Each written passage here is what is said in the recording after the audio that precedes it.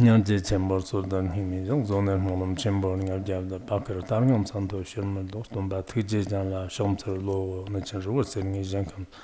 Jahur Tijan Loyalarman, Jimmy Punzo, La Sora, and the Gordia Toban Power, Shinji Low, The answer past profound and wonderful Dharma is difficulty encountering billions of aeons. I now see it here to receive and uphold it, vow to fathom the Tathagata's true meaning, to liberate all beings, thus generate the supreme bodhicitta.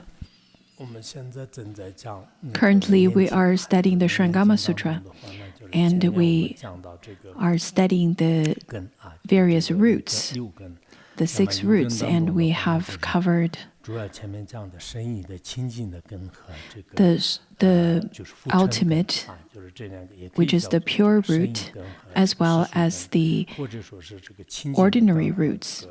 In another word, we can call it the ultimate roots and then the conventional roots, or pure roots and impure roots.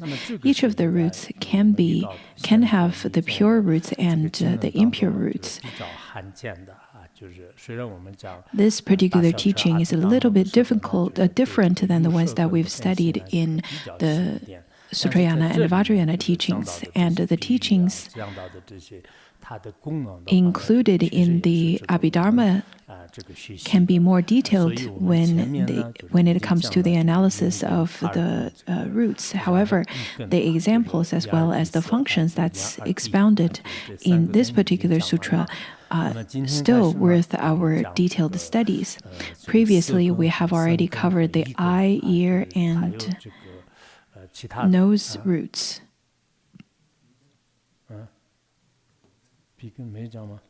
Oh, we haven't talked about the nose yet.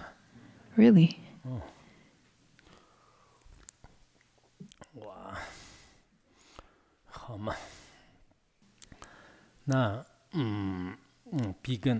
Let's look at the root of nose.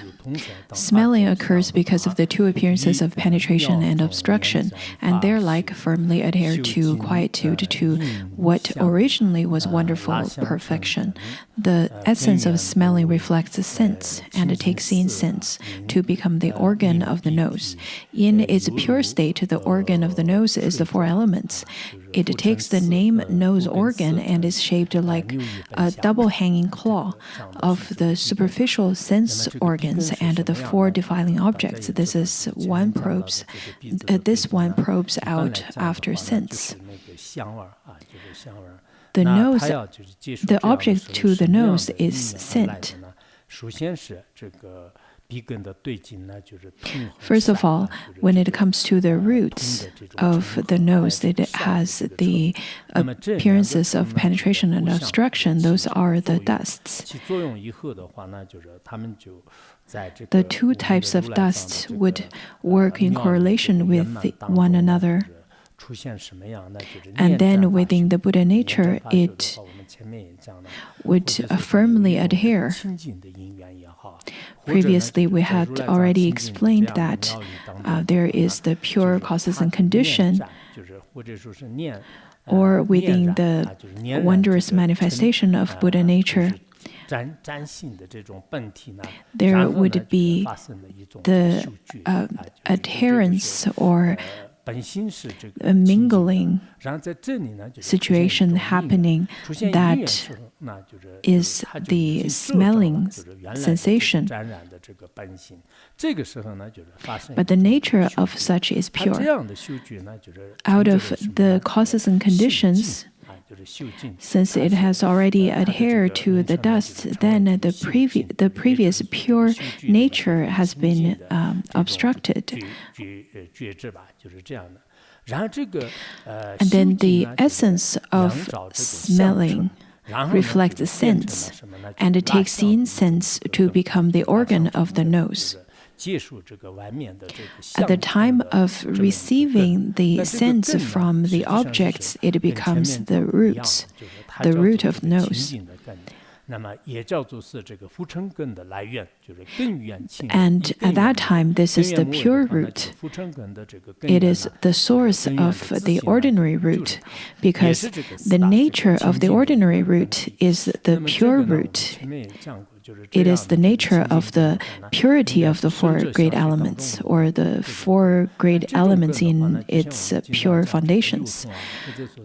These pure roots are the kinds of roots within the mind stream of the noble ones. And those are the roots that we refer to when we talk about the six penetrations. So the noble ones, at the time of using their pure smelling sensations, or having that pure smelling sensations through such ultimate roots, you can call it the ultimate truth, the ultimate roots, or the pure roots. It is no longer part of the nature of the four great elements, because the four great elements has already been purified. But the purity of the four great elements is its nature. It is just like to say that the five consciousness has already transformed into the five wisdom. And that's the pure roots. It is no longer part of the four great elements. And this root, at the time of being manifested in the conventional sense, we call it the ordinary root. The ordinary root, it takes the shape of the nose. It has shape, it has its form. And that's the nature of it. When we call it, that's the nature of its ordinary root. Within the nose, there's the description of the two claws.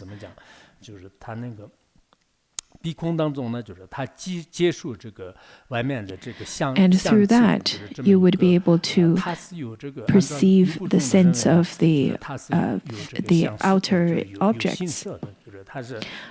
According to the school that holds onto existence, they would still think that it has a shape. It looks like two claws, just like two fingers paralleled into the inside of the nose. It has that particular function. In some ways, we can say that in the modern science, when we study that there are perceptors of the nose, and then there are the perceptors inside our brain that would then generate such sensation of smelling. And then it says that of the superficial sense organs and the four defiling objects, the defiling objects then refers to the form, sense, shape, and tactile sensation or touches. Then this one probes out after sense. The four particular roots, the sense organs, goes after different defiling objects, and this one probes out after sense. 然后呢，就是降到应该是第四个啊，就是第四个的这是第三个、第四个。Now let's look at the fourth one, which is the root of tongue. Tasting occurs because of the two blends of blandness and variety. And they're like firmly adhere to quietude in what originally was a wonderful perfection. The essence of tasting reflects the flavors and becomes intertwined with the flavors to become the organ of the tongue. In its pure state of the organ of the tongue is the four elements. It takes the name tongue organ and is shaped like the crescent moon. Of the superficial sense organs and the four defiling objects, this one pursues flavors.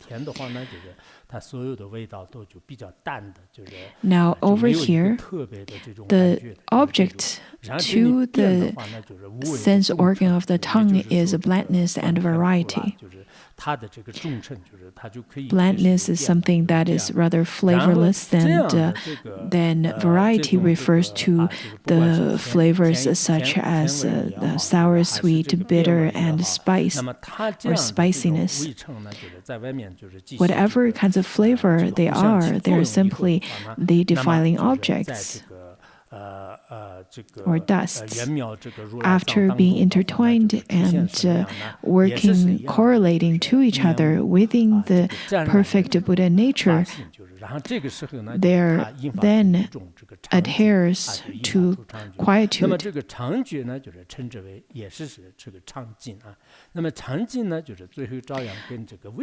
In what originally was wonderful perfection, the essence of tasting reflects the flavors and becomes intertwined with flavors to become the organ of the tongue. Also, the nature of the organ is pure. In its pure state of the sense organ of the tongue is the four elements. That is the nature of it. And then, again, only the noble ones within the mind stream of the noble ones would have such pure root. They can taste the purity of the nature of Dharma. But for ordinary beings, we can only taste the flavors such as sweet, spicy, sour, bitter, and so on. But the noble ones, though that it seems that they also have the same tongue as we have, however, they would be able to taste the nature of the Dharma and the taste of dhyana, all of such kinds of flavors. What is the nature of the superficial tongue organ then, or the ordinary tongue organ? It takes the shape of crescent moon. According to Abhidharma, it says it's half of a moon. That's the shape of the tongue. According to the Sabhativada school, the school that holds on to existence or certain realism, also some of the Buddhists would consider as a tongue there are lots of perceptors or the taste buds. And because of the taste buds that's spread all over the tongue, then the different flavors can be perceived, and then there is this reflection from our neural system of reflecting on this particular food is too sour, too spicy, too bitter, and so on and so forth. I believe when we studied biology, the description of the tongue is also as a crescent, and then at the tip of the tongue, usually that's where you would taste most of the sweetness, and then on two sides, sour and salty, and then at the back is bitterness. So the organ of the tongue usually would taste bitterness. Other than that, there's no other way to taste the bitterness. 2,500 years ago, the Buddha had already taught that the tongue organ is also a form, and by relying on this form, this ordinary root, it would be able to receive the kinds of tasting sensations. So it pursues flavors.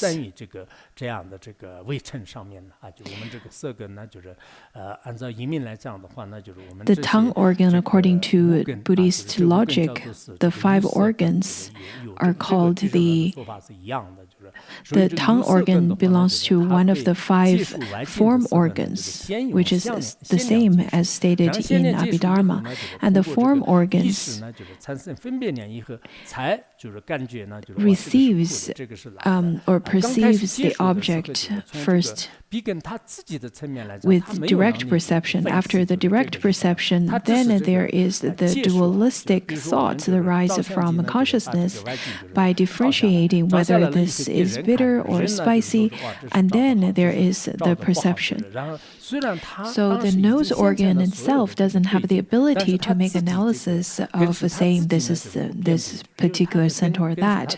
It simply just receives the information, just as whenever we use a camera, camera to take a picture of the external phenomena, and then we would show it to the others, and other people would say that, oh, this is beautiful, and oh, I don't like that picture. Though at the time, the nose can already perceive the object, but the nose root, the sense organ itself, does not differentiate the sensations. It is also, we can think in such a way that in a garden, we're at the same time of eating candy and hearing beautiful sound and looking at beautiful flowers, and there is drizzles of rain that's touching your body. All of those kinds of objects can be sensed by your eyes, ears, nose, tongue, and body simultaneously. However, at the same time, you would not be able to have 5 different kinds of dualistic thoughts simultaneously. That is not possible, though simultaneously you can feel them. To give you another example, if you were to be given 5 different documents, you can only take care of each of them one by one, but not simultaneously. That was the tongue organ. Let's look at the body. Sensation occurs because of the 2 frictions of separation and union, and they're like firmly adhere to quietude in what originally was wonderful perfection. The essence of sensation reflects contact and seizes upon contact to become the organ of the body.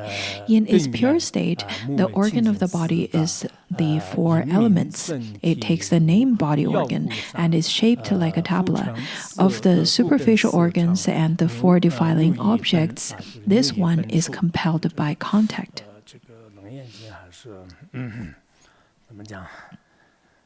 The object to our body organ is the separation and union. Within those 2 categories, there is the heavy and light and so on and so forth, all of those kinds of defiling objects. At the time of separation or at the time of separation or union, that is the object to the body.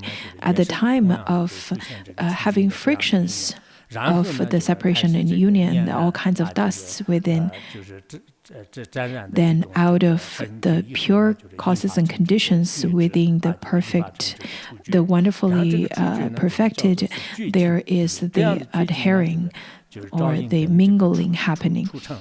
And then from this pure brightness, there is the sensation. There is the sensation that's called the essence of sensation, reflect contact and seizes upon contact to become the organ of the body. And that is the pure aspect of it is the pure 4 great elements. But the superficial organ or the ordinary organ, though the true nature of it is also the pure 4 great elements, the ordinary root of the body actually takes the shape of a tabla. As you probably are quite familiar with tabla, and the shape of it, it has 2 ends that's larger, and then in the center it's smaller.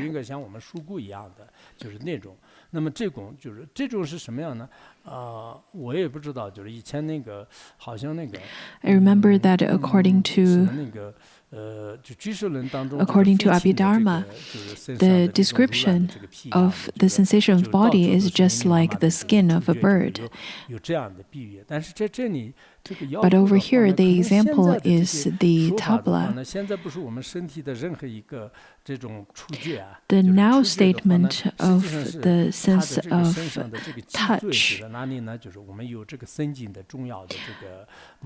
spreads from the spine, and then the spine is the place where the spine is where our spinal cord and the neural system, the most important neural system, will gather. If one were to harm the spine, then one could become either a vegetable or get paralyzed.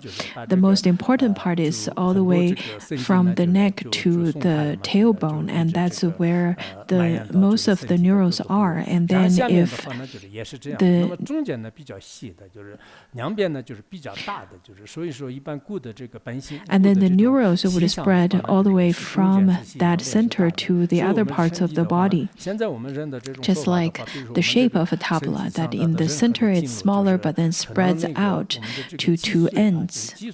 And then the two ends gets bigger. 就问题的话那就是也不一定，因为现在线那个 Another aspect is that the spine around our spine or inside our spine, there's the spinal cord.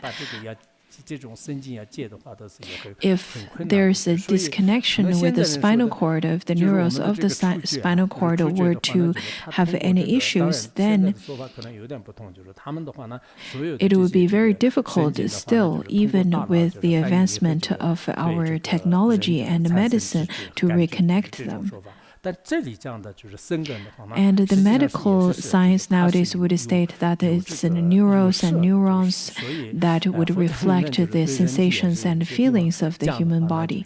But over here, the particular teaching talks about that the tabla-shaped body organ is compelled by contact.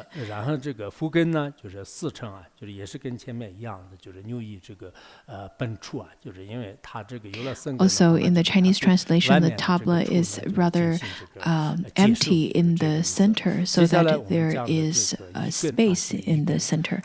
And then, again, this superficial organ and the four defiling objects, out of all of them, this one is compelled by contact. And then the next one is knowing. Knowing occurs because of the two continuities of production and extinction, and they're like firmly adhere to quietude in what originally was wonderful perfection.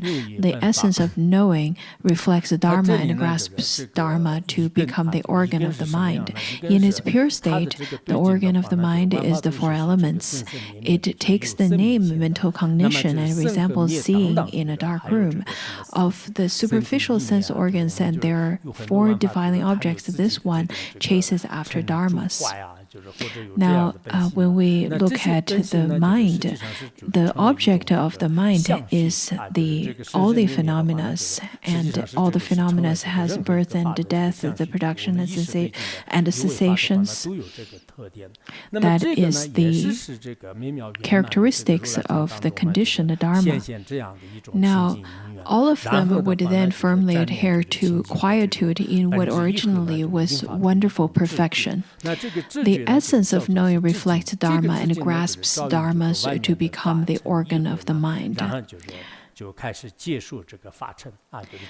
And the essence of knowing at this point reflects the dharmas, all of the external phenomena, and then started to perceive all of those dusts of the dharma.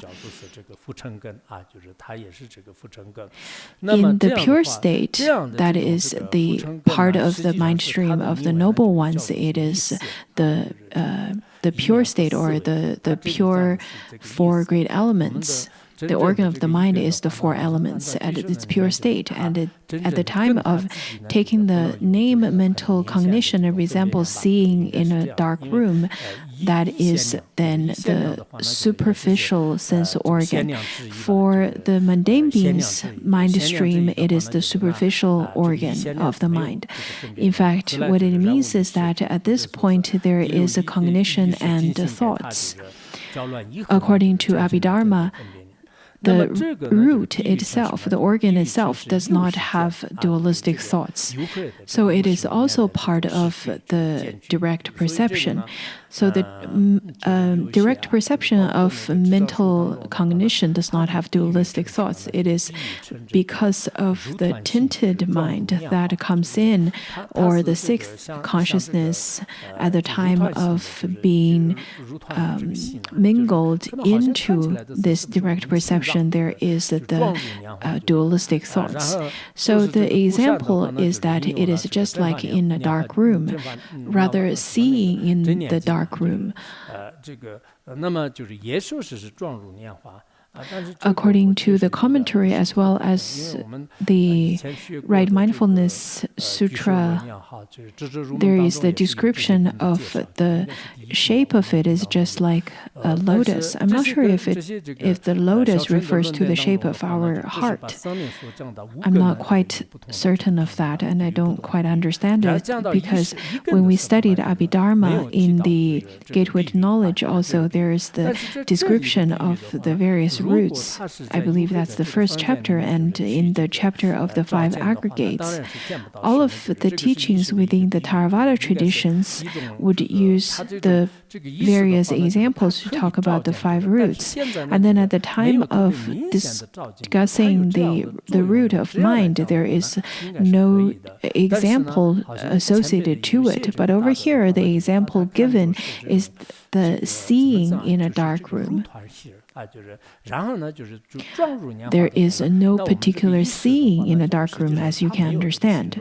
But it seems that the great masters of the past would describe it as the shape of flesh or shape as a lotus. But our mind doesn't have a shape or color. So the descriptions of the past masters of saying that they are like the lotus or the a ball of flesh is a bit difficult to understand.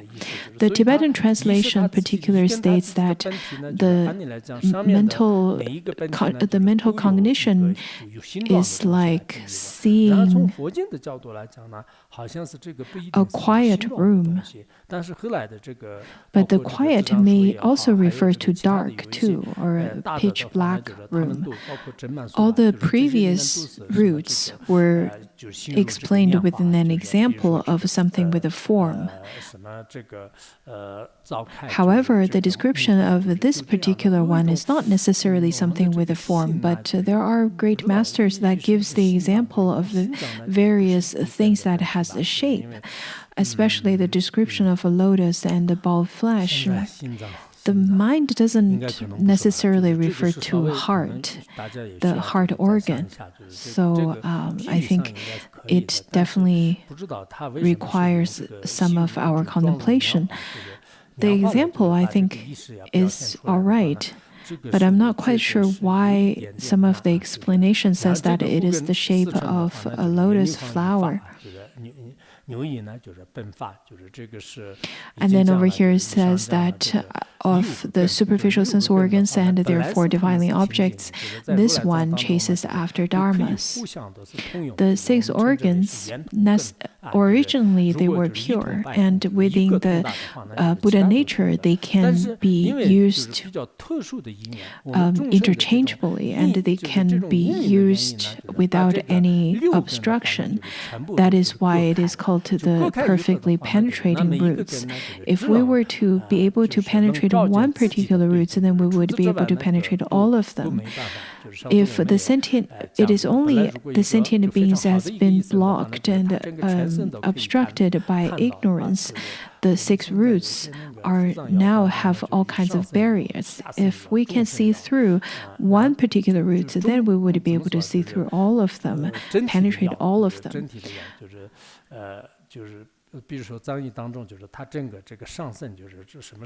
There was an example that we studied last time, that's a doctor.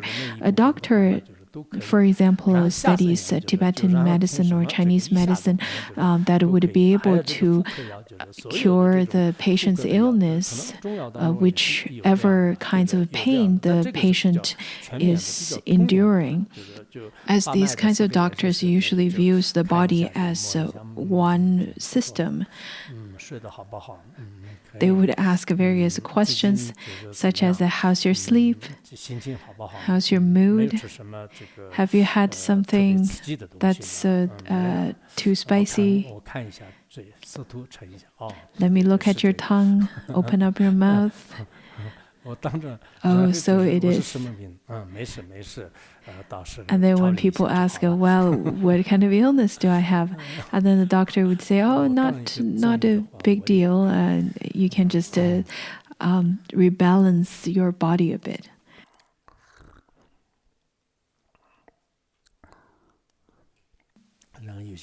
And some would probably even say that this is the illness caused by your previous karma. You just need to chant more of the Vajrasattva mantra to release life and 3 times of Wandu.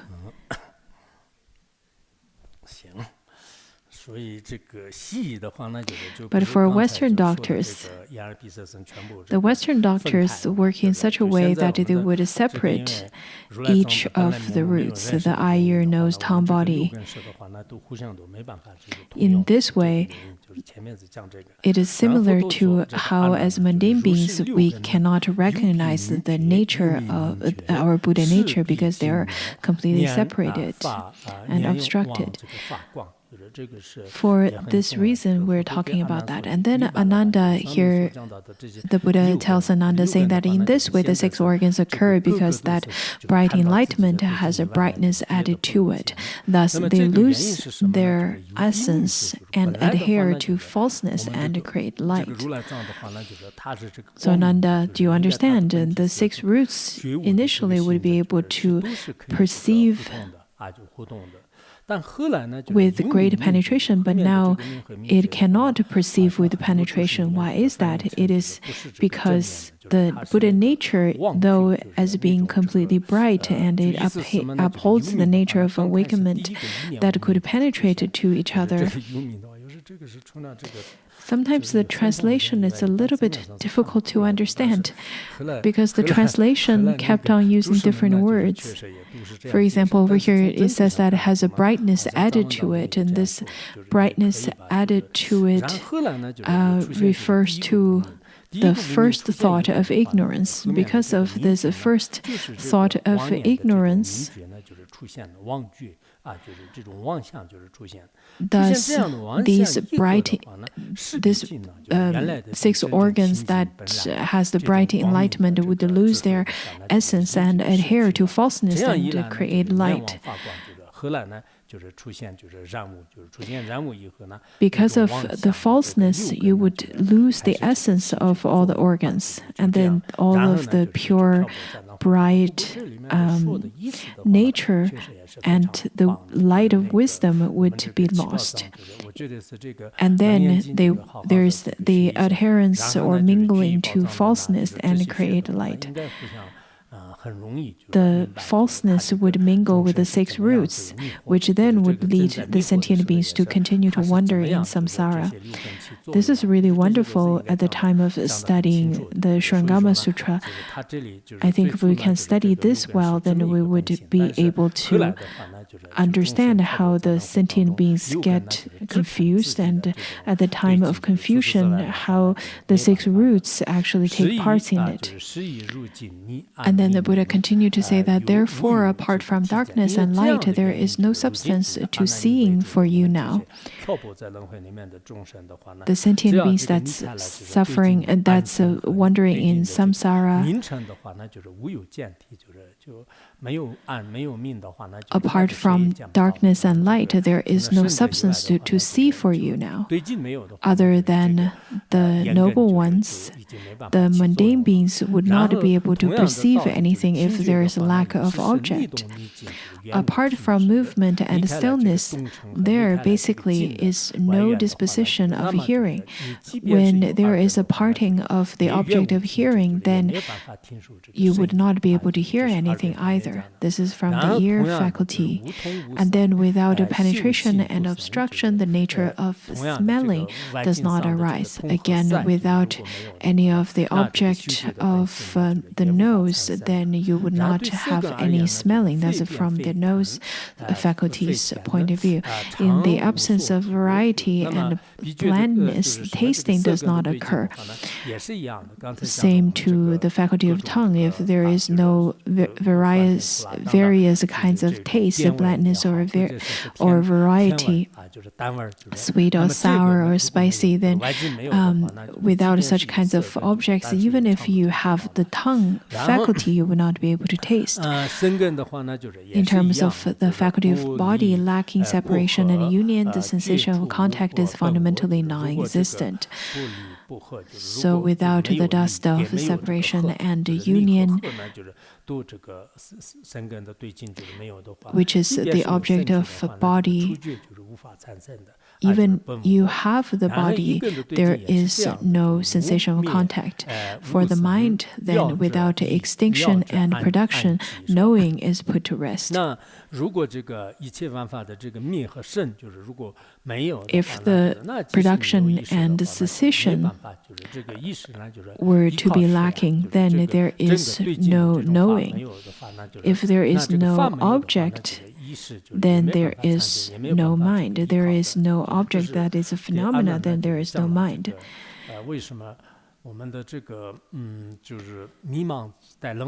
This is the teaching given to Ananda, saying that the being lost in samsara is very much correlated to how our roots get entangled with the objects.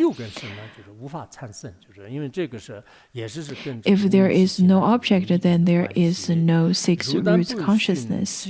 And of course, that has something to do with the habitual tendency of ignorance. The Buddha then continued to say that you need only not follow the 12 conditioned appearances of movement and stillness, union and separation, blindness and variety, penetration and obstruction, production and extinction, and brightness and darkness. So the Buddha said that as long as you do not follow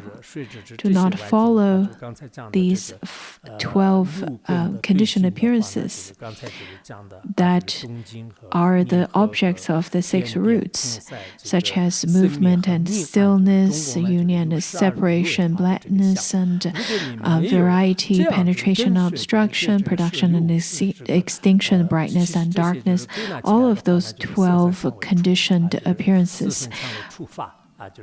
Or, in another word, the form, sound, taste, touch, and dharma.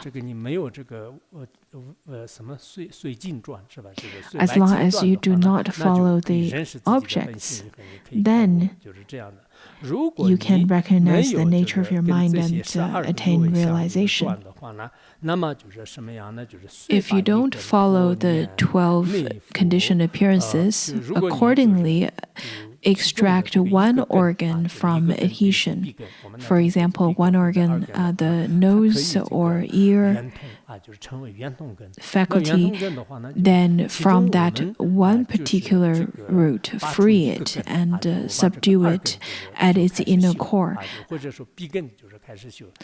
Beginning from one particular faculty and then practice upon it, it can become the door and then the entrance to attain the penetration of the faculty.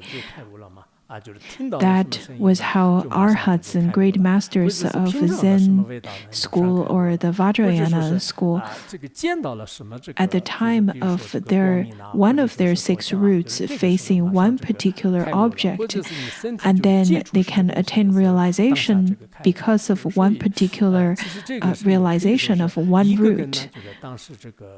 For example, hearing some sound or tasting some flavor, seeing something or touching something with the body, then they would be able to attain realization. So through one route, you would be able to attain realization. It is said that if you were to know that one dharma is empty, then you would be able to attain the realization of how all phenomena are empty. This is according to 400 verses. Similarly, if you can have the full penetration of one root, then all the roots would also be liberated as well. So over here it says that once subdued, it will return to inherent truth and radiate its innate brilliance.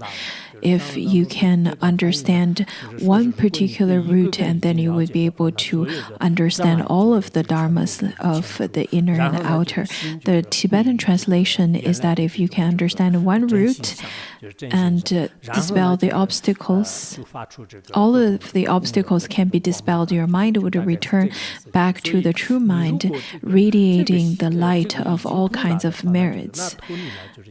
If you can understand one, and eradicate obscuration of one, then you would be able to eradicate obscurations of all, so that your mind would return to its basic, to its essence, to its true mind.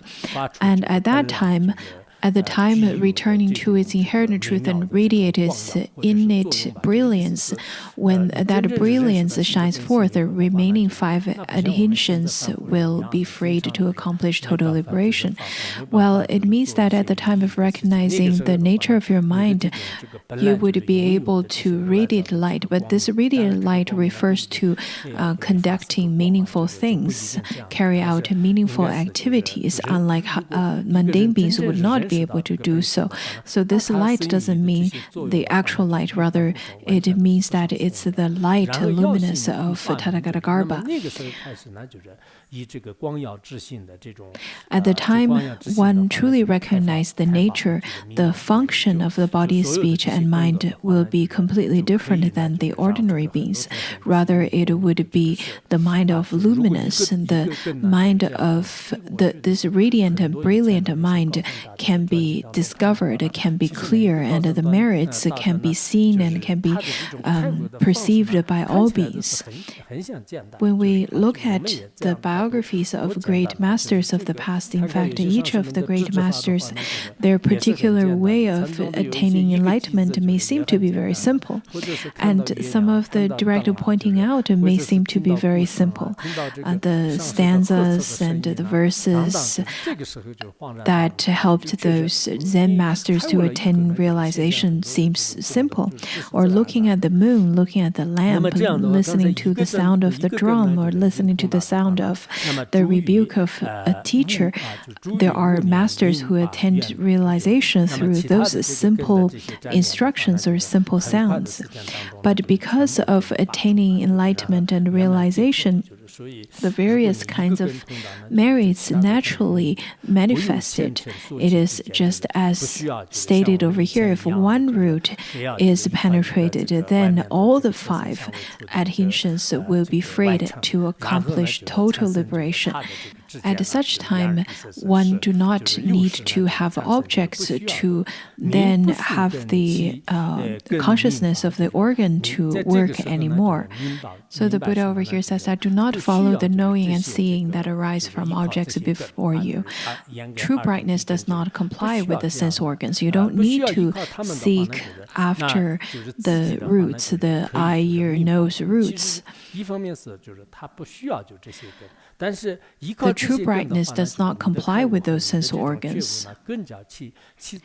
Yet lodged at organs is the revelation of the brightness that permits the mutual functioning of the 6 organs. In fact, at the time of awakening, on one hand, we do not need these roots, but we can rely on the roots to attain awakening. We don't necessarily need the roots, but the eye roots, for example, can be functional at the time to help you to attain realization. But on the other, if you don't work in such a way, it could help you to also be tethered in the samsara as well.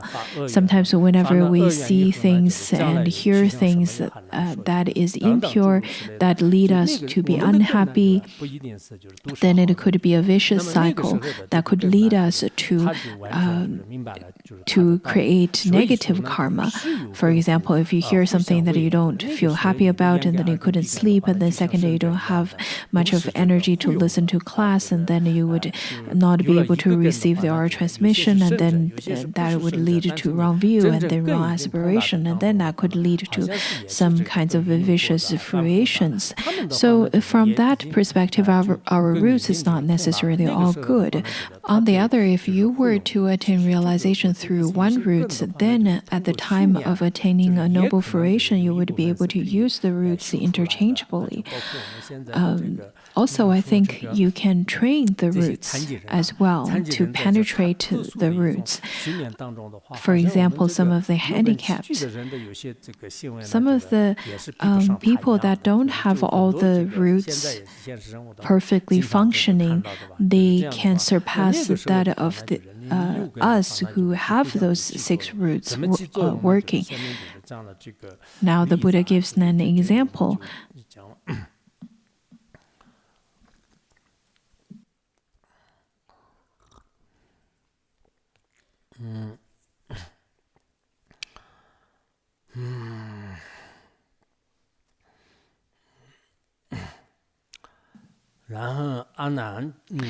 Ananda, don't you know that now in the assembly there is the Aniruddha who is blind and yet can see? First one, this is the example associated to the root of the eye.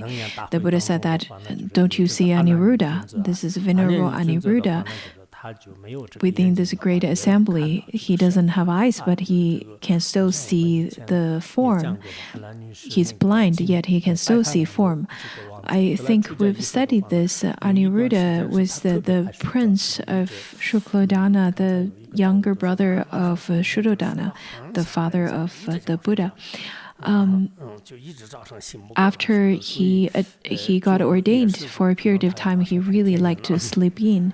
And when I came in, I heard a Sangha member said that he really doesn't want to get up in the morning, wanted to sleep in as well. Maybe that's a sign that this particular Sangha member is about to have the divine eye as well. Anyhow, at that time, the Buddha then reprimanded him, saying that you're just going to be like a clam in the water that would not be able to listen to the Dharma for thousands of years if you continue to do so. Because of that, Aniruddha got very much ashamed of his laziness and then practiced the 7 days. That's how his eye root got blind. However, he attained the fruition of divine eye. After he attained the divine eye, he can see all phenomena of the 3,000-fold world, just as if he's looking at a mango fruit within his palm.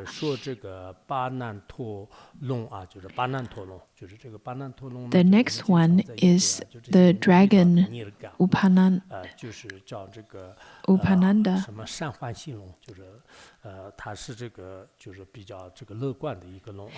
The name means the virtuous, joyful dragon, a very positive dragon. Not so sure how this dragon could hear without ears, without the ear root. I believe there is a brief description of this dragon, but not a detailed story of this particular dragon according to Master Changzhui. The king of dragon, though, was a mundane being, but he cannot hear through his ear faculty, but he can still hear sound.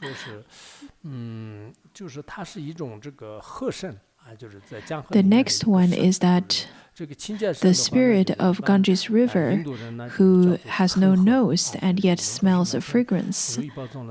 If you remember the description within Wish-Fulfilling Treasury, we talked about on the outside of the ocean without heated vex, there are the four totems of the animals, or 4 of the animal heads, out of which there is a silver-made elephant, and from that elephant the water comes out is the river Ganges.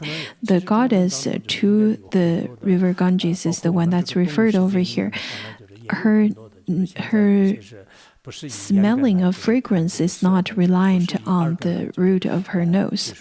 Actually, there are lots of animals, lots of the sentient beings who would perceive, not necessarily through their eye faculty or through their ear faculty to receive sounds, or eye faculty to the forms. Now the next one is that Gavampati, who has an unusual tongue and yet a sense flavor. According to Amitabha Sutra or another sutra, states that his name means cow cud, and even when he wasn't eating, he kept chewing his cud and eating coarsely like a cow.